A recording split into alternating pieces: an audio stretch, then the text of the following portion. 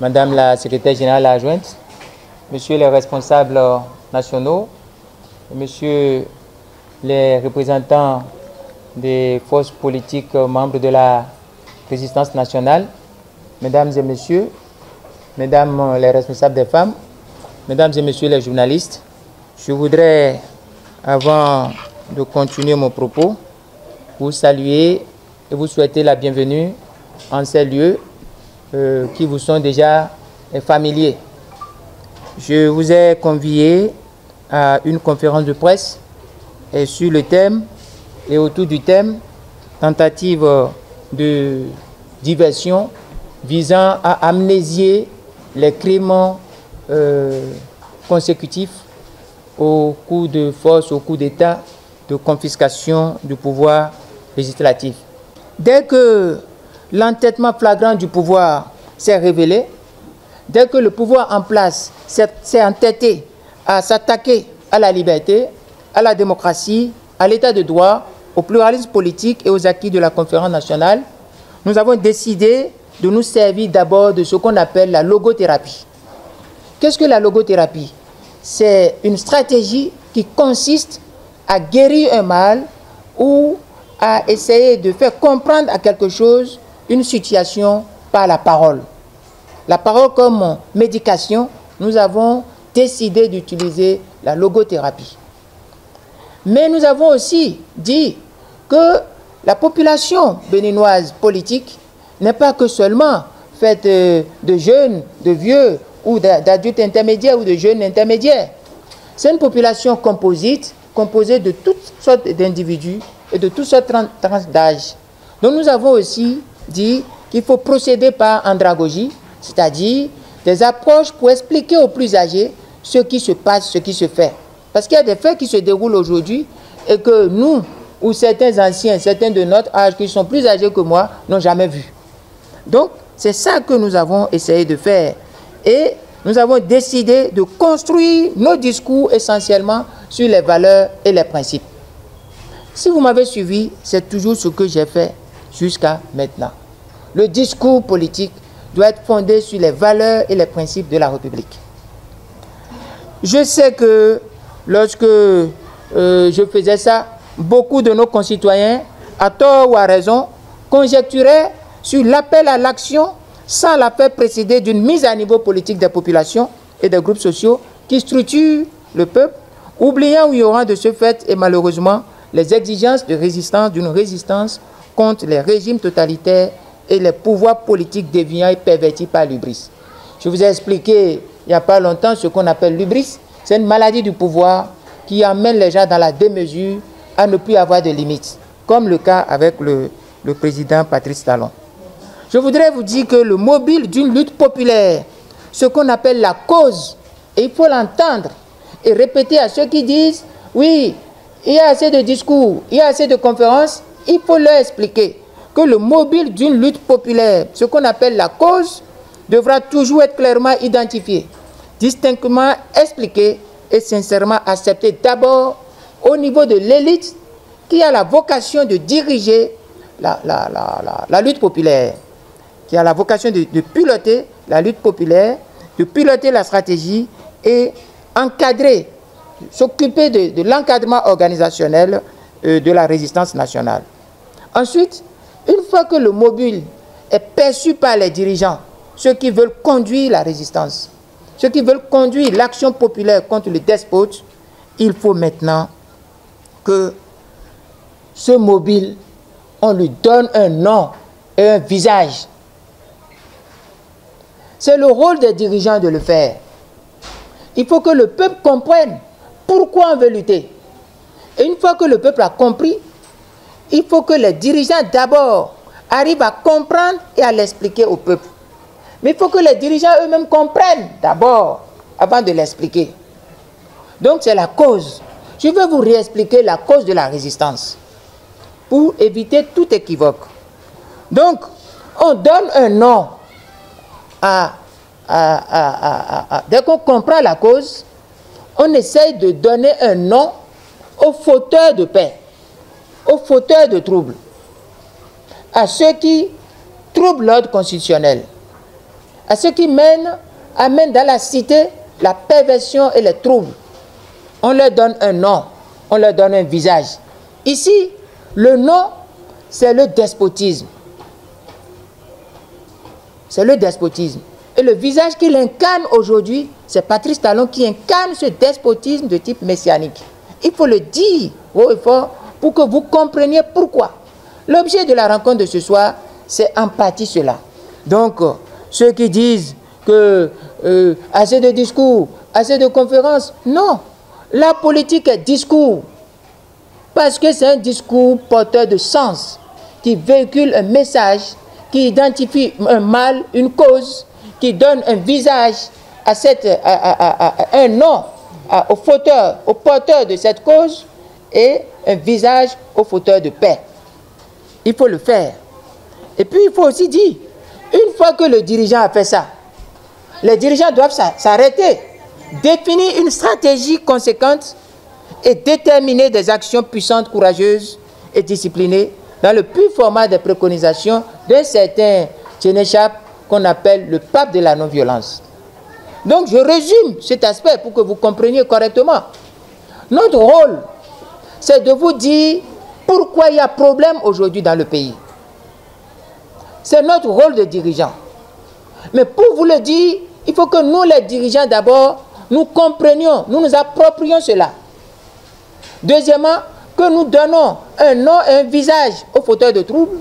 Troisièmement, que nous élaborions une stratégie globale et des actions courageuses. Et enfin, je dois aussi vous expliquer quelque chose que chacun d'entre vous, vous devez savoir et garder. Pour que désormais, on ne nous dise plus discours, discours, discours. Le discours est important. Je vais vous dire le rôle du discours. Une fois que le dirigeant comprend le discours, une fois que le dirigeant a donné un nom au discours, au fauteur de troubles, un visage, une fois que le dirigeant a élaboré une stratégie intelligente, une fois qu'il a conçu et déterminé des actions courageuses, disciplinées, à partir de cet instant, le dirigeant est à même de faire l'étape qui vient, aller vers le peuple et parler au peuple. Parce que le peuple, c'est le seul interlocuteur, c'est le seul arbitre, c'est le peuple qui décide. Il faut faire confiance au peuple et aller parler au peuple. Et si vous parlez au peuple et que le peuple comprend, il n'y a plus de problème. C'est pourquoi je vous dis, le passage obligé de la conduite de toute résistance non violente contre toute dictature est la recherche de l'adhésion et de l'implication totale des larges masses populaires à la cause de la résistance. Il s'agit du chantier le plus difficile, mais du chantier prioritaire et primordial. Sans ce chantier, vous ne pouvez gagner rien. Parce qu'il faut dévoiler le fautif. Il faut l'isoler dans l'opinion, à la fois interne et internationale. Voilà un peu ce qu'il faut faire. Parce que si vous ne le faites pas, les dictateurs sont des menteurs, des affabulateurs, des falsificateurs. Voilà un peu ce que je dois vous expliquer. Maintenant, que s'est-il passé dans le cas de ce que nous sommes en train de dire? Pendant longtemps, personne ne savait ce que Patrice Talon faisait. Tout le monde croyait en lui. Tout le monde croyait en lui. Regardez, voilà un monsieur, nous avons découvert son jeu et nous l'appelons pour dire, écoutez monsieur le président, là où vous allez, il y a l'impasse. Mais il nous dit non. Nous étions le 25 février, on devait faire la clôture des dossiers de candidature le 26. Voilà un monsieur qui nous dit le 25 février vers 19h-20h dans son bureau, écoutez, si moi j'étais à votre place, et si je veux aller aux élections, je le ferai avant demain. je vous conseille de convoquer un congrès de votre parti. Nous étions dans son bureau à 20 h. Nous allons convoquer un congrès de notre parti en quittant son bureau à 20 h. Le congrès va se tenir la nuit et nous allons lui apporter les résultats le lendemain. C'est du bluff. C'est comme ça que vous allez comprendre si on ne vous expliquait pas ce qui se passe. Le cas du Bénin, que s'est-il passé? Tout le monde dormait dans le pays. Tout le monde dormait. Il a fallu 2 événements. Le premier événement, c'est le 1er février, avec Djogbenou, qui a inventé le certificat de conformité. C'est le premier événement. Et puis le 14 février, où le professeur Joël Aïvo a organisé ce qu'il appelle une clinique électorale. Au cours de cette clinique, il a mis à nu complètement le jeu flou du pouvoir. Donc, 2 événements importants. Le 1er février. Mais le 1er février, qu'est-ce que Djogbenou et la Cour constitutionnelle ont fabriqué? Ils ont fabriqué une décision en 4 points. Il y a 3 points farfelus, mais un seul point porteur de danger pour la République. La première décision de la Cour constitutionnelle du 1er février était quoi? 1. Le décret convoquant le corps électoral est conforme à la Constitution. 2. La date du scrutin est maintenue au 28 février. 3. Les partis politiques qui existaient avant la promulgation, dont bénéficiaient de l'article 56 de la loi portant au chat des partis politiques, sont tenus de se conformer avant le 17 mars au plus tard. Tout ça là, c'est des coquilles vides. Mais le danger, c'est le 4e point. Tout parti politique qui désire déposer des candidatures aux élections législatives doit produire un certificat de conformité délivré par le ministre de l'Intérieur. C'est là le coup de force, le coup d'État, l'origine du coup d'État. Nous étions le 1er février. Le 14 février, la clinique électorale du professeur Joël Aïvo a conclu à quoi? Que les lois sont des lois inopérationnelles, incongrues, qui ne répondent à aucune norme de loi, qui sont des lois bâtardes, des lois conflictogènes. C'est chez eux que j'ai appris l'expression conflictogène. Je ne sais pas si ça existe, mais j'ai compris ce que c'est. Alors, le 14, à l'Infosec, j'ai pris la parole.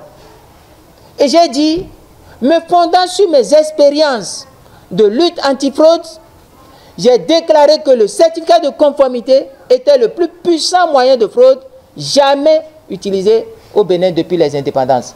Cette citation existe parce que c'est une fraude extraordinaire.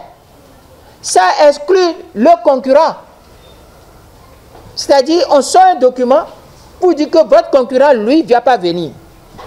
C'est-à-dire, vous allez jouer la finale d'un match, on dit l'équipe adverse ne vient pas, et vous venez, vous centrez la balle et puis vous prenez la coupe.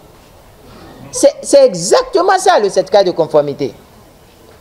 Alors, c'est ce certificat de conformité qui a sorti les gens de leur sommeil. Et puis, nous avons aussi averti au sein du parti Restaurer l'espoir. Nous avons averti parce qu'il y a des indices. La brutalité du pouvoir dit de la rupture contre les acquis sociaux sur fond d'un double monopole. Celui patronal de l'accaparement des secteurs vitaux économiques, financiers et de la production nationale, celui politique d'une vassalisation de toutes les entités politiques, physiques et morales, y compris la désactivation de la vocation fonctionnelle de toutes les institutions de la République. Patrice Talon et son équipe, surtout lui-même, ils ont réussi à prendre d'abord le monopole des ressources de l'État, mais secondo, ils sont arrivés à prendre le monopole politique en désactivant toutes les entités politiques. Surtout les institutions ont été désactivées de leur vocation fonctionnelle. Et comble, il veut, sous le couvert de ce qu'il appelle réforme du système partisan, réforme du système électoral, il veut cadenasser le monopole politique par la confiscation du pouvoir législatif. C'est ça ce qui a amené le problème. Donc, vous devez savoir ce qui a amené le problème. chère population. Ce qui a amené le problème, c'est un homme qui a fait campagne, je le dis haut et fort. Patrice Talon a fait campagne dans ce pays pour dire qu'il veut promouvoir la démocratie, qu'il s'engage pour l'état de droit, qu'il prend même l'engagement pour rendre le pouvoir exécutif moins puissant parce qu'à ses yeux, ce pouvoir exécutif était surpuissant. Il a pris l'engagement de tourner d'autres affaires, de ne pas s'immiscer dans les affaires. Et c'est sur cette base que nous l'avons porté au pouvoir. Si maintenant il vient au pouvoir et il fait exactement le contraire, il se met dans une position d'imposture. Et c'est ça ce qu'il faut comprendre. C'est ça ce qu'il faut comprendre. Je voudrais, cet après-midi, rester dans la même ligne de conversation avec vous et autour du thème que je vous ai évoqué tout à l'heure, tentative de diversion visant à amnésier les crimes occasionnés par le coup d'état de confiscation du pouvoir législatif. Que faire? Alors, je voudrais renvoyer à mes anciennes déclarations, parce que je ne veux pas vous perdre le temps. J'ai fait une déclaration ici le 10, je ne sais pas, c'est 10 juin? Oui, une déclaration le 10 juin. Et dans cette déclaration du 10 juin, je vous ai dit de quoi on est parti.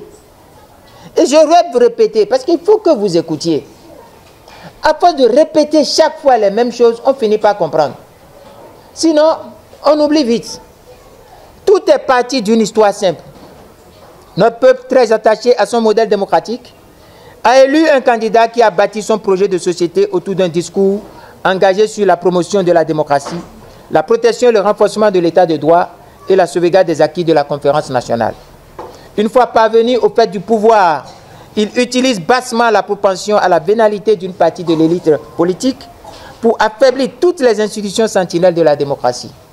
Ce travail de sape accompli, il s'attache au démantèlement du système démocratique et le remplace par un système dictatorial de type despotique, par l'usage de deux coups de force, le coup de force de confiscation du pouvoir législatif et le recours criminel à la force et à l'utilisation des armes à feu, malgré les mises en garde des acteurs politiques nationaux et internationaux. À l'arrivée, il s'octroie le monopole des affaires dans un flagrant conflit d'intérêts au sommet de l'État et concomitamment, il s'octroie le monopole politique qu'il tente de cadenasser par la confiscation du pouvoir législatif. L'opposition dénonce. Dès que l'opposition a dénoncé, il la terrorise, l'exclut et bannit l'opposition du droit politique électoral. Dès que nous avons dit ce que vous faites n'est pas bien, Monsieur le Président, il dit ok, ce que je fais n'est pas bien, non. Vous n'irez plus aux élections. Vous êtes sortis de tout. C'est fini. Sortez de tout. Est-ce que c'est normal? C'est ça le problème. Tu as dit que tu feras autre chose. Nous t'avons élu. Tu commences par faire des conneries. Et des conneries pures. Je pèse mes mots. Nous disons, en tant qu'opposants, parce que c'est notre rôle de dire non. Et parce que nous avons dit non, tu nous terrorises, tu nous exclus et tu nous bannis du droit électoral. La communauté internationale désapprouve. Tu méprises la communauté internationale et tu tournes dos vers les pays de dictature. Et quelqu'un me dit que l'ambassadeur de Russie lui a envoyé une salutation. Et il dit qu'il a la légitimité, il s'appelle Bravonou. Quelqu'un dit que Poutine l'a invité. C'est les références, ça. C'est les références. Mais ce qui est grave, le peuple dit non. Tu commences par faire des arrestations un peu partout. Tu t'entêtes. Tu vas jusqu'à programmer une parodie électorale. Le peuple rejette. Le peuple rejette. Tu prends les armes, tu commences par tuer les populations. Mais c'est quoi ça? Le peuple dit nous ne voulons pas. Tu imposes une élection. Tout le monde refuse. Dès qu'on a refusé, qu'est-ce que tu fais? Tu tournes les armes contre le peuple et tu abats le peuple. C'est ça ce qu'il faut comprendre. Je vais vous dire quelque chose. Le système Patrice Talon n'offre qu'une issue. Une seule issue. Soit vous allez vous soumettre à son projet de despotisme illusionniste, affablé de messianique, en vous résignant, soit choisi le chemin de la prison ou le chemin de l'exil. C'est-à-dire, ce que lui il veut, soit vous vous taisez, vous rasez les murs, vous êtes cap, vous bouclez, et si vous ne bouclez pas, vous vous préparez pour aller en prison, ou si la prison vous fait peur, vous prenez le chemin de l'exil. Mais pourquoi ça va se passer comme ça? Au nom de quoi on va le laisser faire comme ça? Au nom de quoi? Il est important que chacun comprenne ce que nous sommes en train de dire. Lorsqu'on en arrive là, lorsque les faits sont comme ça, nous disons que les faits concluent à l'imposture du pouvoir dit de la rupture, qui a été pourtant élu pour promouvoir la démocratie, renforcer l'état de droit, consolider les acquis de la conférence nationale, avec la promesse de la non-immixtion dans les affaires, mais qui, à la surprise générale de tout, s'ingénue à saper les bas de l'état de droit et à déstabiliser la démocratie, à s'asseoir sur les sources de la richesse nationale. Je vais vous dire quelque chose. Lorsqu'ils ont fini de prendre tout ce qui est en haut, et c'est ce qui explique beaucoup de difficultés, beaucoup de choses qui arrivent maintenant. Toutes les sources de la richesse nationale sont contrôlées. Maintenant, ils vont dans le sous-sol. Ils vont dans le sous-sol et cette fois-ci, ils vont vers le pétrole. C'est pourquoi il y a la révision du code minier, du code pétrolier. Il y a la révision du code minier en décembre. Ce qui se joue est grave. Ma prochaine conférence, je vais vous dire ce qui se joue. Il y a 3 choses qui se jouent. Le coton, le porc et le pétrole.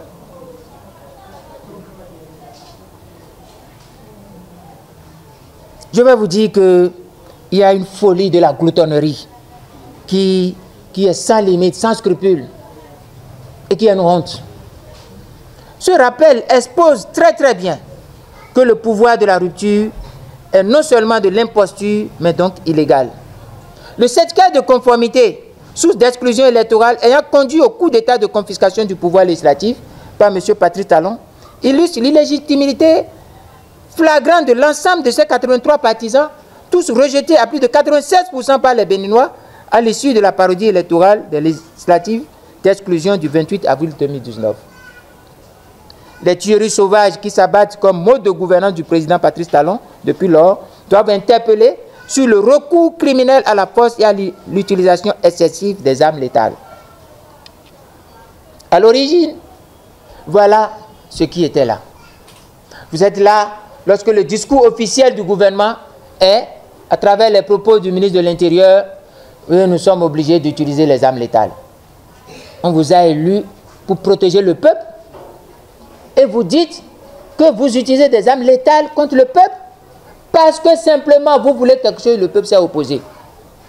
Quelle légitimité, quelle crédibilité vous avez? Il n'y a personne dans ce gouvernement qui a honte. Personne n'a honte. Mesdames et messieurs, à l'origine de la résistance nationale était la restitution du pouvoir législatif confisqué et le rétablissement de la démocratie déstabilisée. Nous devons vous expliquer ce qui était à l'origine de la résistance nationale. Parce qu'il y a un phénomène, c'est l'opposition politique qui s'est transformée en résistance nationale. L'opposition politique avait une lecture un peu approximative du caractère de la psychologie despotique dictatoriale du système dit de la rupture. L'opposition dans sa majorité pensait que ce système était un système qui acceptait la concurrence. L'opposition a oublié la doctrine de Patrice Talon qui est la compétition sans compétiteur, sans concurrence. Vous avez beau être mauvais, nul, si vous n'avez pas de compétiteur, si vous n'avez pas de concurrent, vous êtes élu. L'opposition a oublié cette doctrine. Au lieu de s'organiser pour empêcher que Patrice Talon aille loin. Non, l'opposition a cru que cet homme voulait les élections. Alors qu'il y a longtemps, cet homme est devenu un dictateur. Alors, j'insiste sur un fait.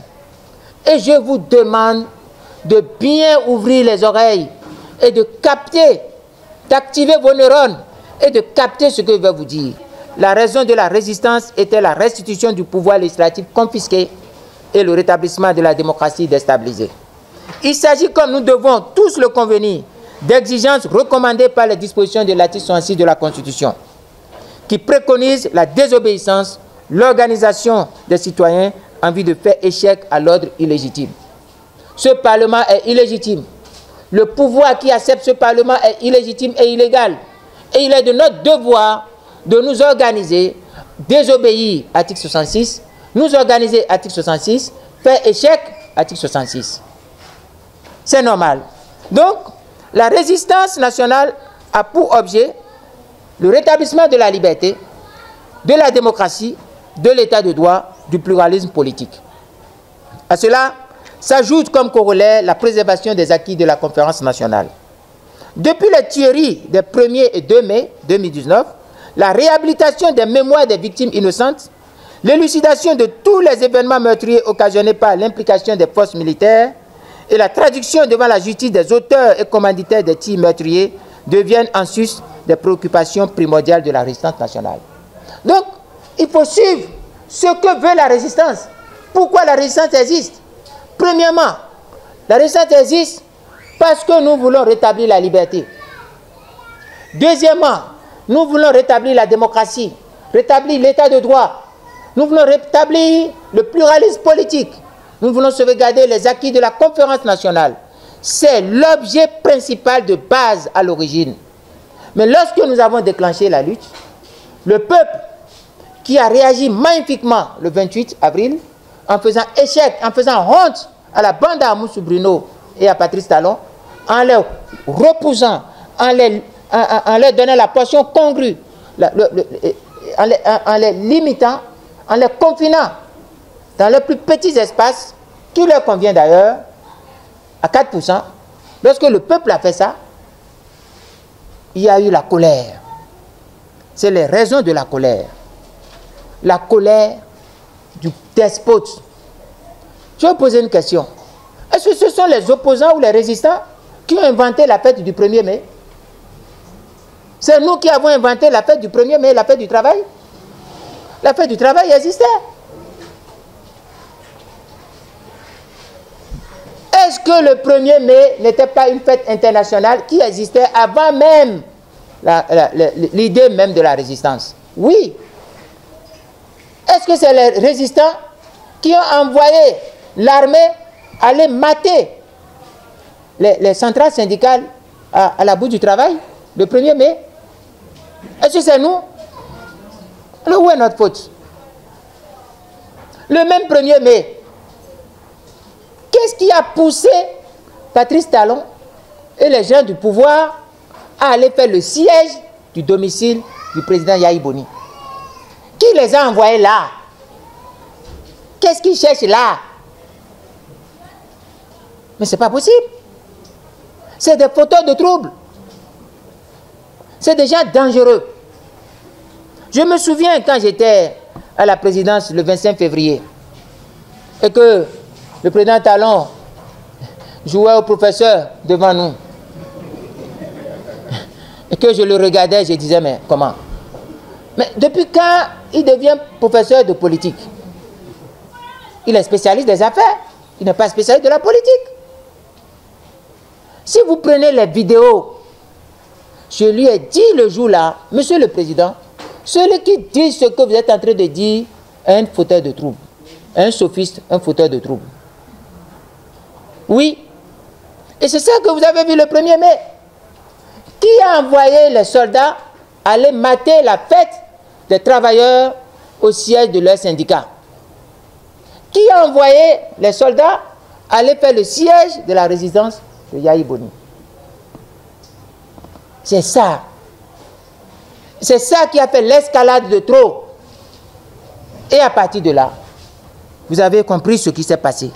Dès que ça s'est passé comme ça, la résistance doit prendre en compte les dégâts produits par le pouvoir les 1er et 2 mai. Parce que ce sont des gens qui sont tombés.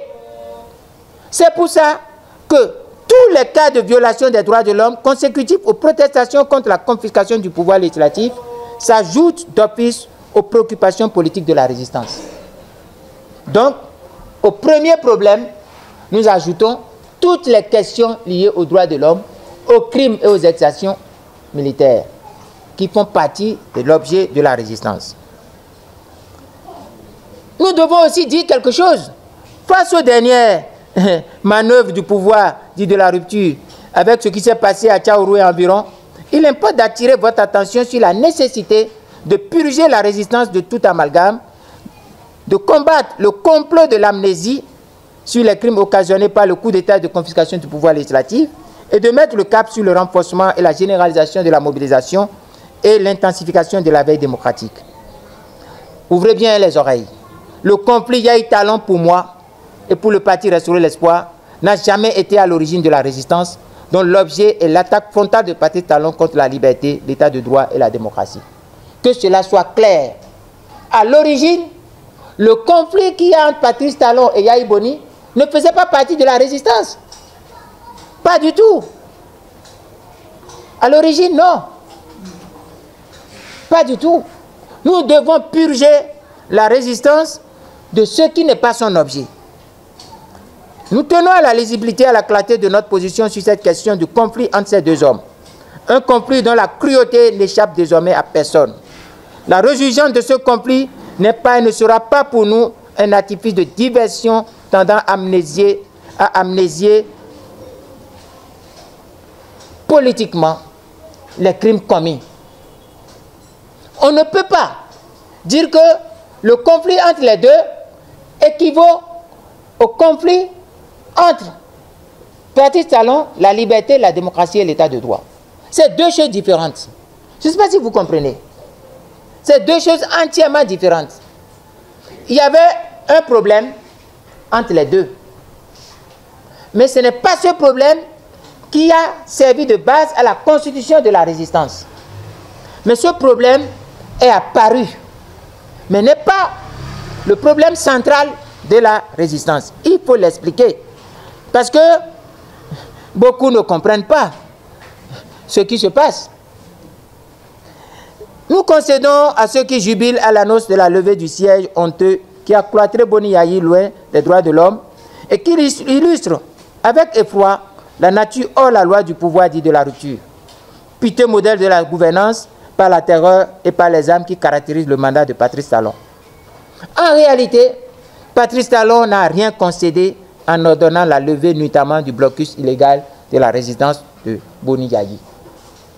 Comprenez très bien. Ne soyez pas des gens qui vont tomber dans le piège de Patrice Talon. Il n'a rien concédé. Il n'a rien concédé. C'était dans son plan. Tout le monde, une fois encore, vient de tomber dans un de ces nombreux pièges. Patrice Talon a piégé tout le monde, y compris la communauté internationale, en faisant croire que, oui, je laisse Yahi Boni, j'enlève les sièges. Les sièges qu'il a placés là, il les a placés légalement ou illégalement. Tu poses un acte illégal et tu prends l'acte illégal, sa suppression comme une magnanimité. En quoi tu es magnanime lorsque tu poses un acte illégal et que tu enlèves l'acte illégal? Il doit être puni. Il doit porter plainte contre lui. Pour les 50 jours et plus de privation de sa liberté. C'est normal. Il doit payer. Parce que personne n'a le droit de séquestrer l'autre. La séquestration est punie par le code pénal. Vous séquestrez quelqu'un, vous êtes puni. Il faut que vous compreniez de quoi il s'agit. Vous ne pouvez séquestrer, même votre propre enfant, vous ne pouvez pas le séquestrer. Or, voilà quelqu'un qui a séquestré un ancien président, un homme important, qui n'est pas n'importe qui. Il a séquestré pendant 50 jours parce qu'il est dans une philosophie. Et cette philosophie, je vous ai dit ça au départ. Vous vous soumettez, ou vous prenez le chemin de l'exil, ou vous prenez le chemin de la prison. Parce que Yahi ne veut pas se soumettre, il a mis en prison de fait chez lui. Jusqu'à ce qu'il accepte de partir. Parce que c'est ça ce que vous allez comprendre. Sinon, qu'est-ce qui va amener un ancien président à quitter son pays et aller attendre dans un autre pays pour faire ses formalités avant d'être évacué? Il n'a pas de maison ici.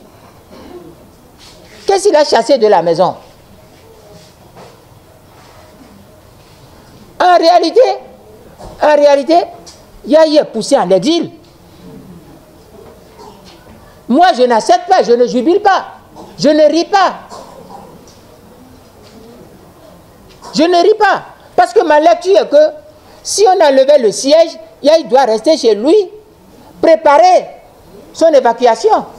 Si on m'avait dit que la nuit là même, où il a quitté, il est parti en évacuation pour les soins, je vais comprendre. Il est à Lomé.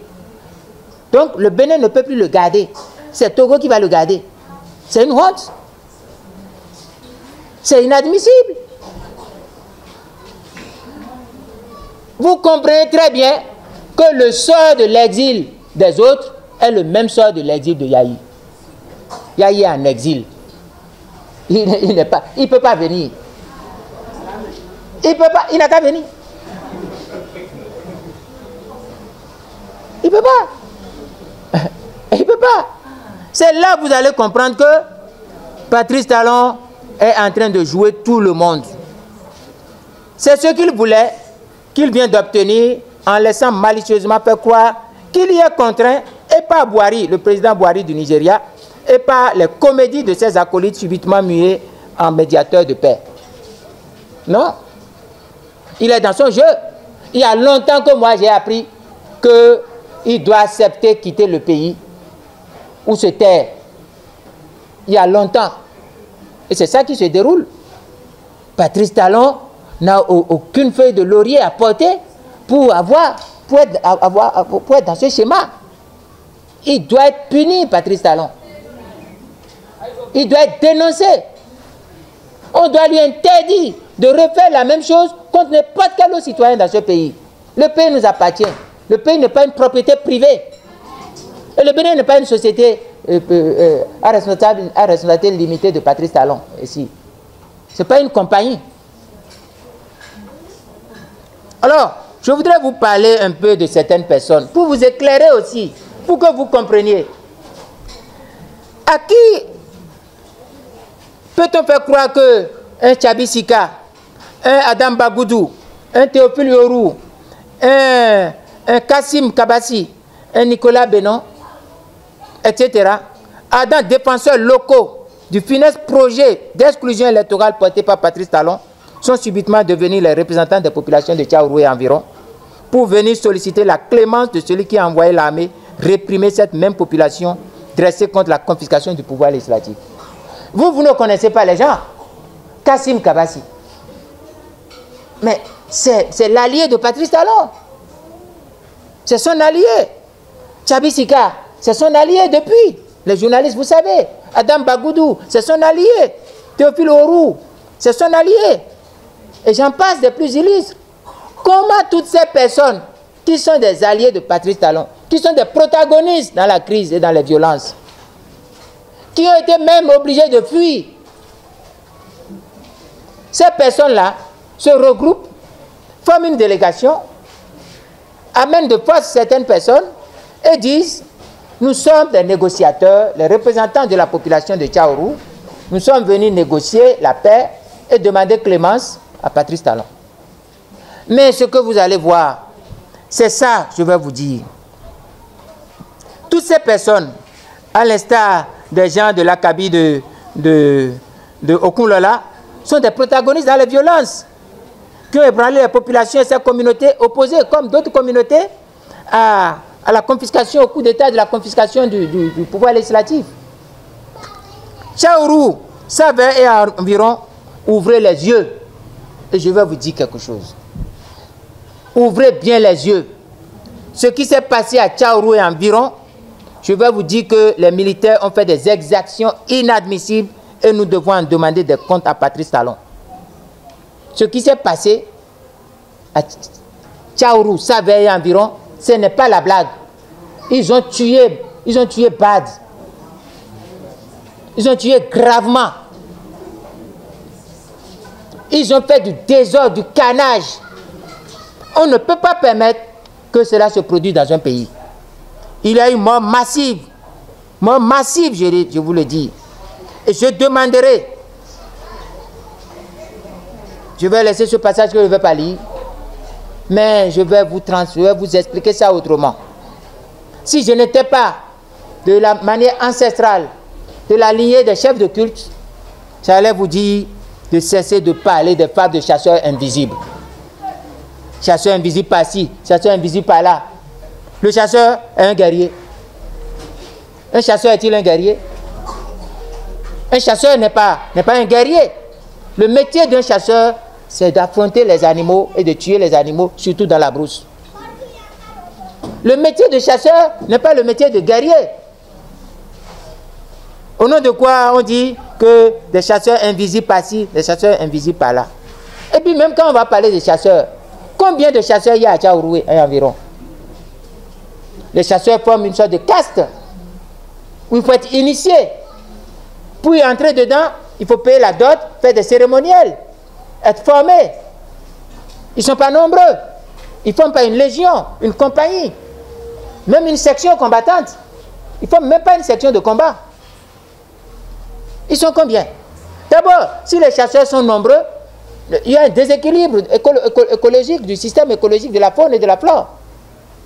Donc les chasseurs, ce n'est pas un grand nombre. Mais qu'est-ce qu'on veut nous dire? On veut nous dire que ce petit nombre de chasseurs peut faire face aux effectifs combattants de nos armées lourdement équipées et surentraînées et qui ont reçu la réquisition, non pas de paix, mais de ce que vous savez, ce qui s'est passé à Kadiaou. Le vocabulaire repris par les chaînes de télévision officielles. Kadiaou est nettoyé, comme si Kadiaou était sale. On dit on a nettoyé Kadiaou alors que c'était des manifestants. Le concept nettoyage s'applique aux zones terroristes. Quand on envoie l'armée avec le mot d'ordre d'aller nettoyer, neutraliser, c'est qu'il y a des terroristes. Les manifestants béninois ne sont pas des terroristes.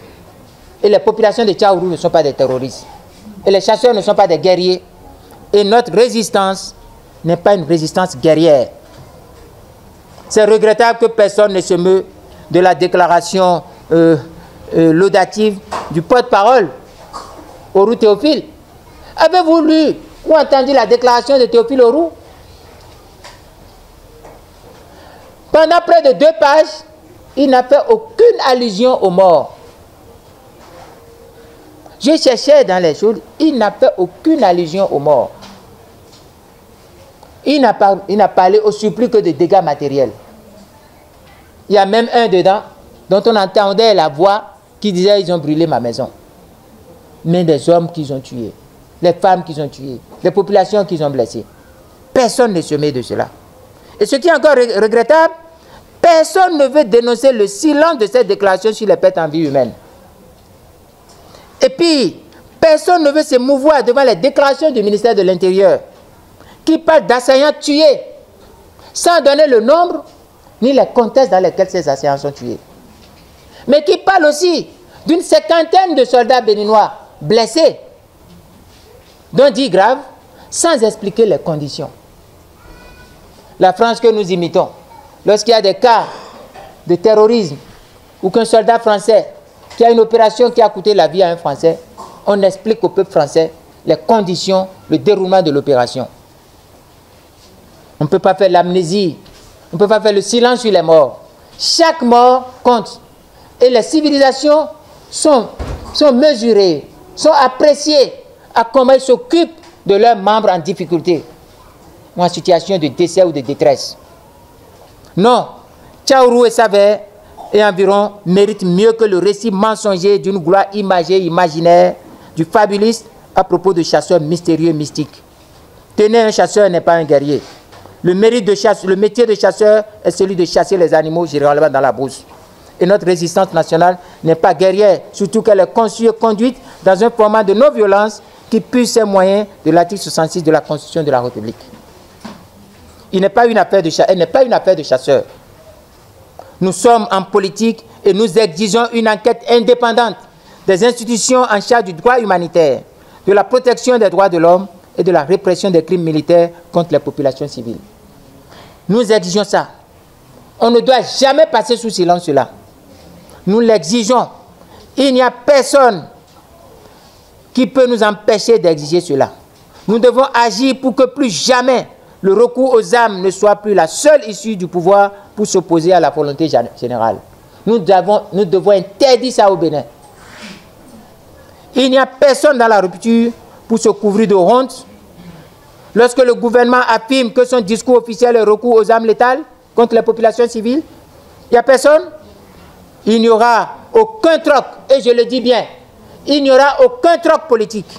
Je dis bien, et nous disons très bien, il n'y aura aucun troc politique du conflit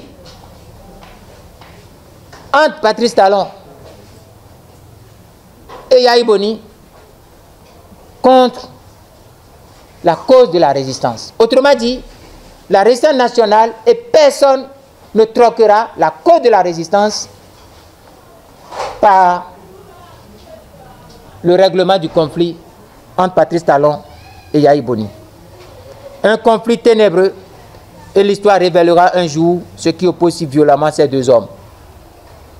Je tiens en conséquence à dire que mon soutien à Boni Yahi et le soutien de Restaurer l'espoir à Boni Yahi procède de la perception selon laquelle lorsque l'offenseur quitte les armes, l'offensé devra quitter la haine.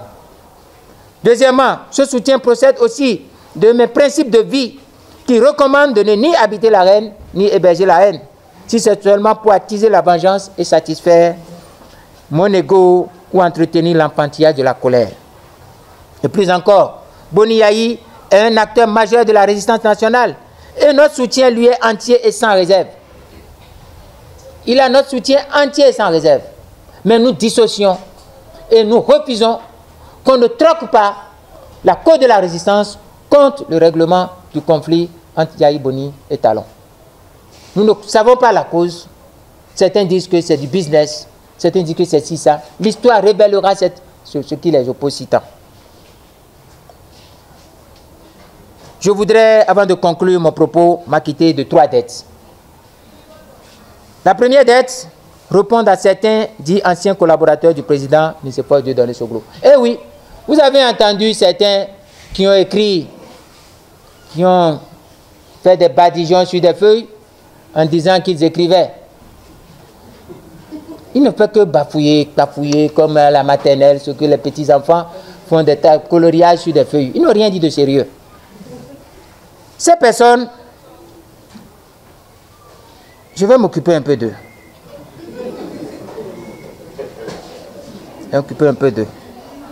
Lorsque je vais finir de m'occuper d'eux, je vais m'adresser aux individus rejetés à plus de 96% par les électeurs parce que dépourvus de toute crédibilité politique, personnalité totalement sous l'emprise de la vénalité, directement ou génétiquement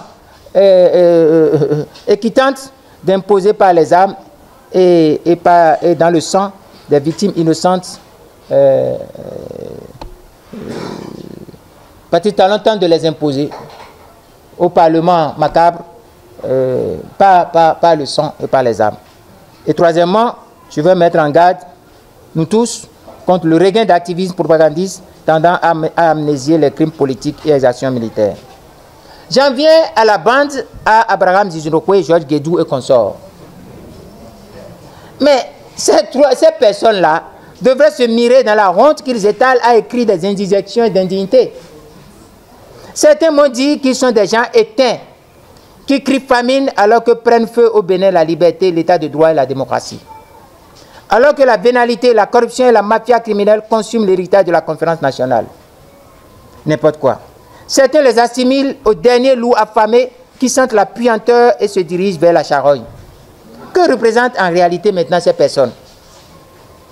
Georges Guédou représente quoi aujourd'hui en termes de popularité? Abraham Ziziloko représente quoi en termes de popularité? Toutes les personnes qu'ils ont alliées, Ekodesi et qui encore? Souhaitez un nom. Quelqu'un a la liste là? Vous avez la liste? Et Aladaye, Jérôme. Mais c'est quoi ça? Mais c'est quoi? Je ne veux pas blasphémer lorsque je vais répéter ce qu'on a dit la question qu'on a posée à Staline à propos de quelque chose. C'est pas bon de dire ça ici. Staline a dit, mais c'est combien de divisions? On lui parlait de Vatican.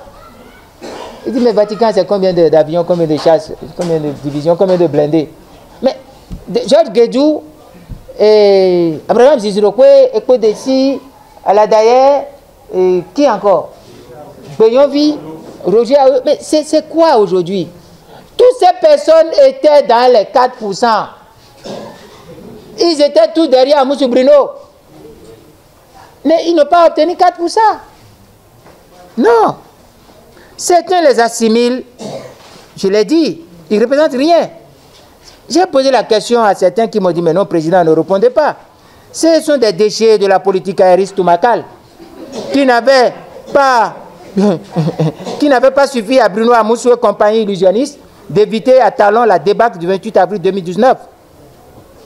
D'autres les qualifient de grains de brin de capote fouettés par l'amnésie de l'histoire et qui, comme des oubliés, veulent s'inviter dans les narines de la rupture, déjà engorgés par le sang des crimes.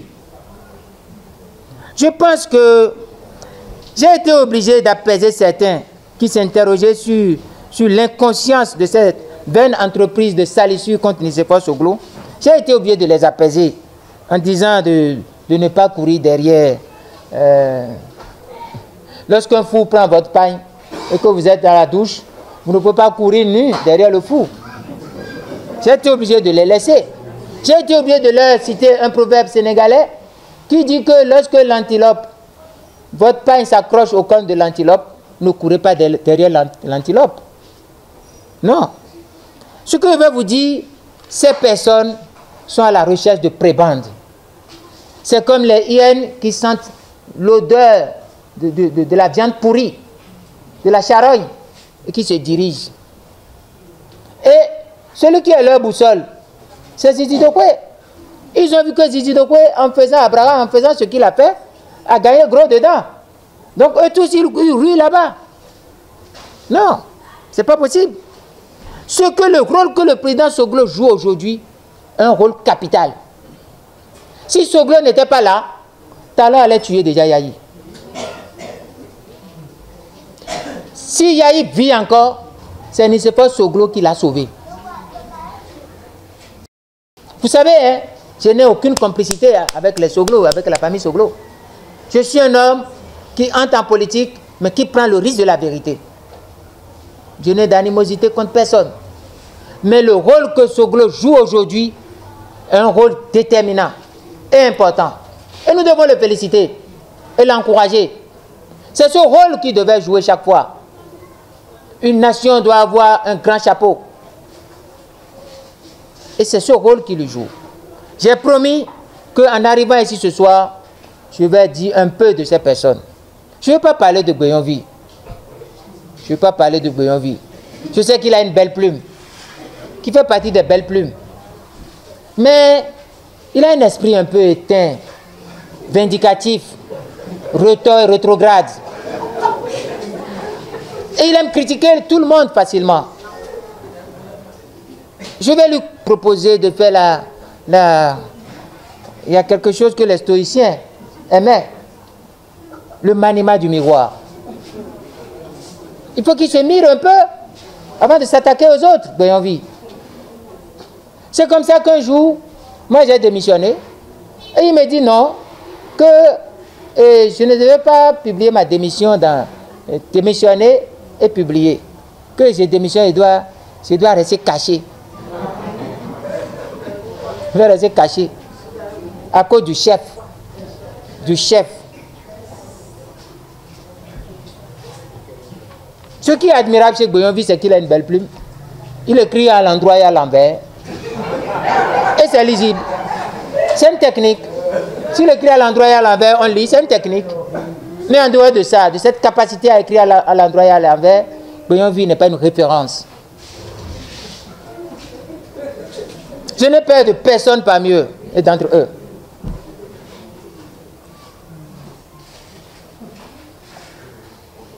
Je voudrais, grâce à des personnalités, grâce à Soglo, il faut le savoir, vous avez droit aussi à la vérité. Grâce au président Soglo, des personnalités comme Obasanjo, John Kufuor du Ghana, ont influencé sérieusement pour que Yahi Boni puisse s'évader. C'est une évasion. C'est une évasion. Sortir, être contraint de quitter chez lui, nuitamment, après avoir été président 10 ans, patron d'une des plus grandes banques de l'Afrique de l'Ouest pendant 10 ans. Et après avoir, je ne veux pas vous dire tout, puisque je continuerai, je vais parler jusqu'à un moment avant de commencer l'action. Alors, maintenant que j'ai fini avec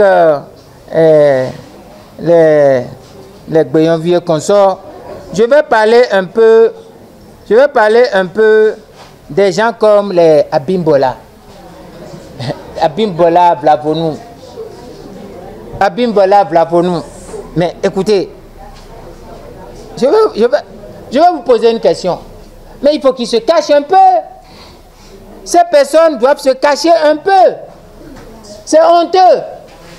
Être député, c'est être légitimement élu par le peuple uni sur la base de scrutin transparent, égalitaire, véritablement concurrentiel et crédible. Vlavonou, Abimbola, Okunlola, Ziziroko et consorts, vous n'avez-vous pas un peu honte? Est-ce que vous ne pouvez pas vous référer au tribunal de votre conscience, si vous en avez encore une, cette conscience, et nous prouver que de manière certaine et sûre, vous n'avez pas honte, que vous avez été mal élu? Vous n'avez même pas été élu. Vous avez été coopté, puis imposé par le recours à la force et à l'utilisation des armes létales par M. Patrice Talon.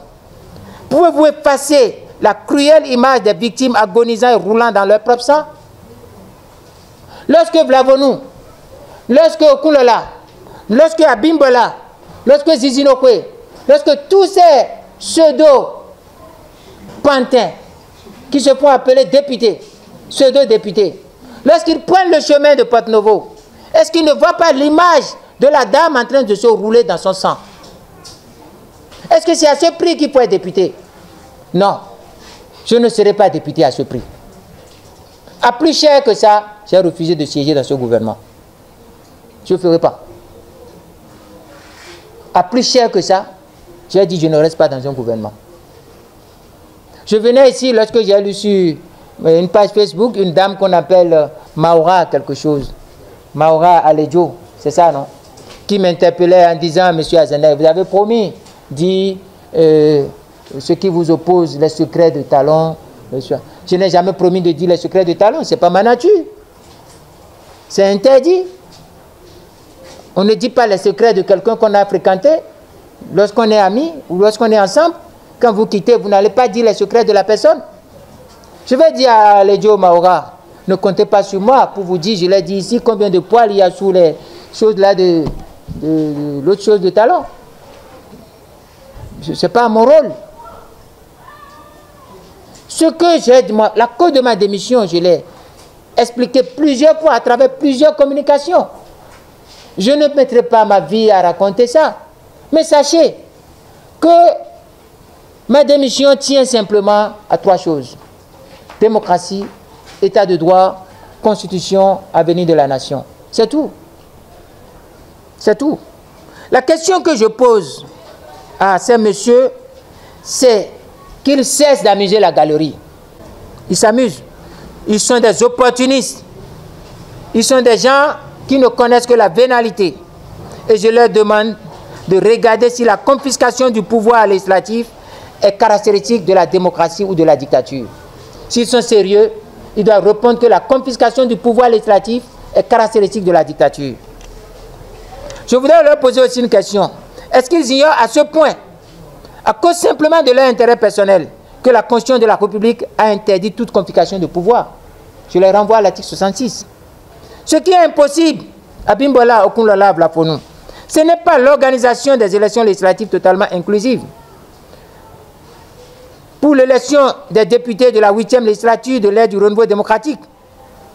Mais ce qui est impossible, c'est qu'un parlement illégitime de sang hanté quotidiennement par les fantômes macabres de l'âme des innocentes victimes, abattu ignominieusement par la soldatette du pouvoir, dit de la rupture aux abois, c'est ça qui est impossible. On ne peut pas accepter ce parlement. Ce n'est pas un parlement, c'est une salle macabre. Toutefois qu'on me parle de la 8e législature et que je vois cette assemblée, je dis il y a des fantômes, il y a l'esprit des morts dedans. Et chaque fois qu'ils vont prendre leur indemnité, ils sont en train de manger le sang des victimes, de boire le sang des victimes, de manger leur chair. Il faut exorciser ce parlement. Il faut appeler tous les prêtres pour qu'on aille exorciser ce parlement. Il faut de grandes messes, de grandes cérémonies pour qu'on exorcise le Bénin. Il faut une grande réunion sur la voie quittant mosquée Kadiaoum jusqu'à Place des Martyrs pour faire l'exorcisme, purifier cette route. Chaque fois que je passe sur cette route, je sens les morts. C'est la route de la mort, de la tuerie. La rue de Kadiaoum. Il faut que plus tard, nous songions à mettre des stèles là-bas, des monuments, pour que, en passant par ces rues, on puisse toujours voir ces images, pour que plus jamais personne n'ose prendre des armes sur les populations. On ne peut pas tuer. Rien n'amène à tuer. Qu'est-ce qui peut amener à tuer? Il faut qu'ils se taisent. Je demande à ces personnes de se cacher. S'ils continuent de parler, nous allons porter la résistance jusque chez eux. Au total, il faudrait que chacun mette dans la tête que Patrice Talon tente de nous mettre devant le fait accompli. Il veut que nous oublions ce qui s'est passé. Regardez-le.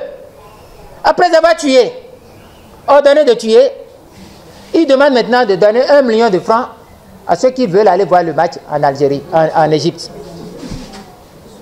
Et là, quand on va dire donne 1 million pour aller, on va dire il est bon. Et comme il fait ça, ça n'a pas marché. Voilà, il court pour dire qu'il va inaugurer le lieu de rassemblement des musulmans. Ah, lui il avait dit qu'il ne sera jamais un président qui inaugure les réalisations, non. Mais pourquoi aujourd'hui il court à gauche à droite pour dire il inaugure quoi? Qu'est-ce qu'il veut inaugurer? Il n'a qu'à venir à Kadiaoum inaugurer les morts qu'il a tués là-bas.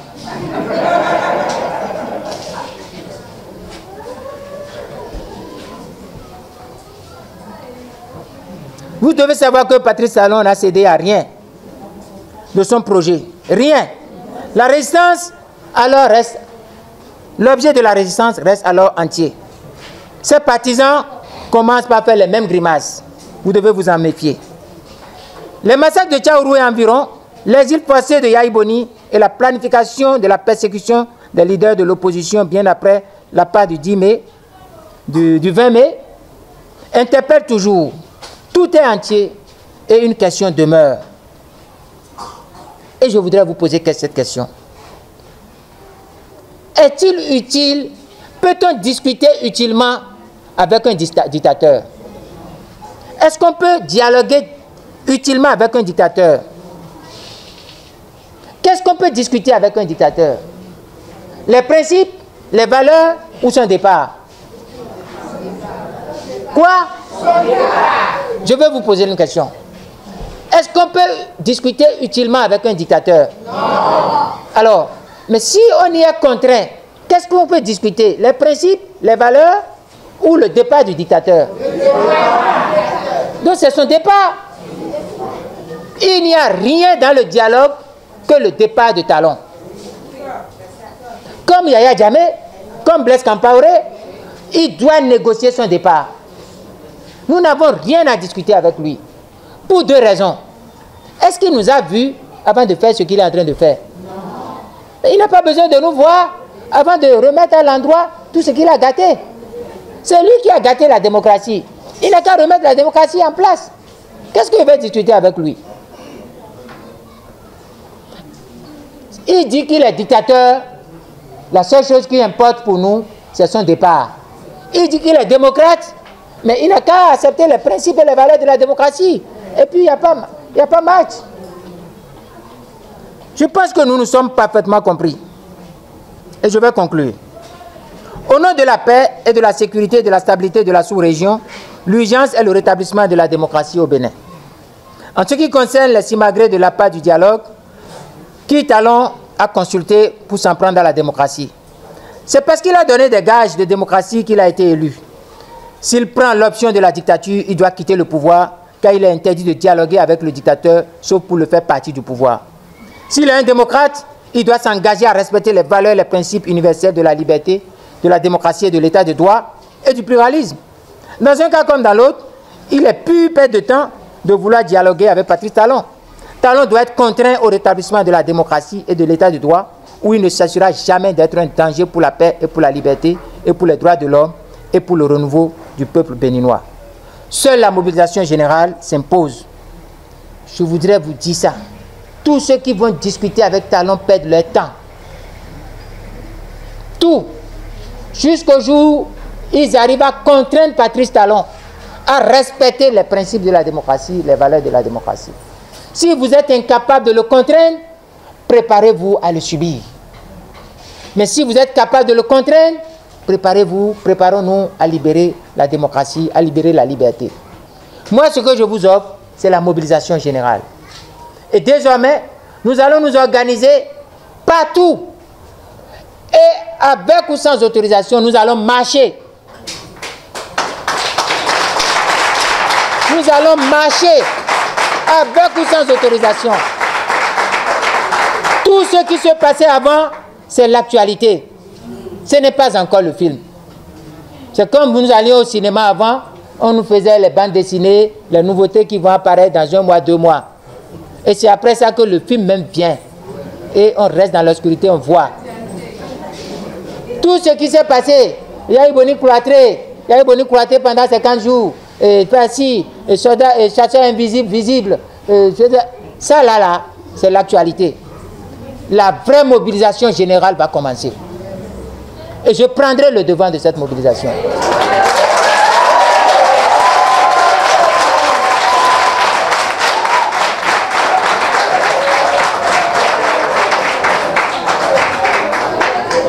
Parce que, et je vais me taire là-dessus, quand il a levé les barrières de la maison de Yahi Boni, est-ce qu'il a levé les barrières pour que les morts reviennent en vie? Non. Ah bon. On dit qu'il a levé les barrières pour que Yahi puisse s'évader et fuir. Mais est-ce qu'il a levé les barrières pour que les morts reviennent en vie? Non. Et pourquoi on va le laisser là? Pourquoi on va le laisser là? S'il n'a pas même fait de repentance, rien du tout. Il doit quitter le pouvoir. Moi, je ne négocie rien avec lui. Je n'irai à aucune négociation avec lui. Je m'organiserai pour qu'il quitte par la voie populaire, sans armes, sans rien. Mais par la force populaire, il va quitter. Il va tirer sur combien? Il n'a qu'à continuer à tirer.